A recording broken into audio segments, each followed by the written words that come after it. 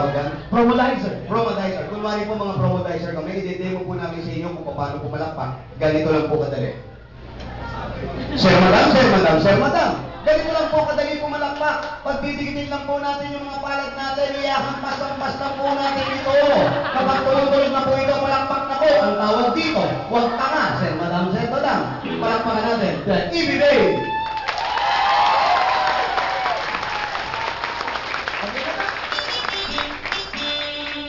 Marami pa rin tanga. Meron pa rin. Anyway, sanay na kami dyan. Ginagawa lang namin yung baka nagigising na kayo. Ngayon, kung hindi kayo sanay kami po, sanay kami dyan. Nakapag-show na kami sa ibang bansa. Hindi naman buong mundo. Pero nakapag-show na kami sa ibang bansa at halos gabi-gabi nagsushow kami dito. Yan po ang napansin namin.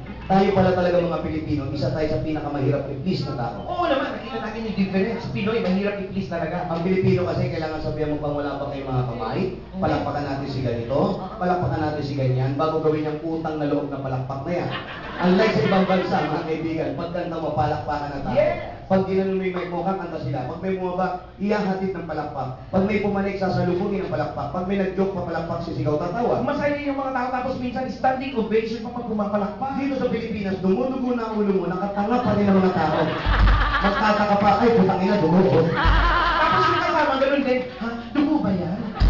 Mga kaibigan, Comedy Bar po pinasok nyo lalo ngayong malapit ng Kapaskuhan, wala pong pakialaman. Hindi po kayo humihingi ng pambayad sa kabilang table na katabi ninyo na para mahiya kayo. Kung gusto nyo sumigaw, sumigaw kayo!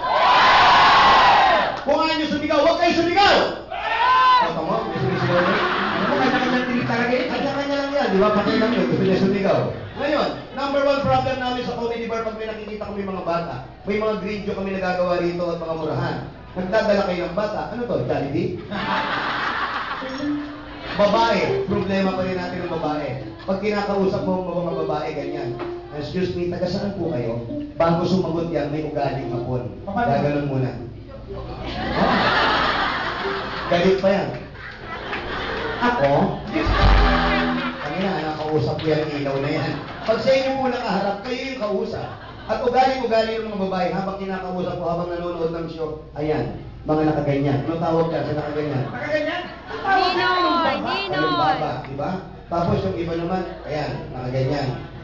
Ayan, mga nakaganyan. Ano tawag yan? Nakaganito? Ang tawag naman dyan, kalungsuso. Kalumbaba, kalumbaba, kalumbato, kalumpulo. Oo nga, kalungsuso na.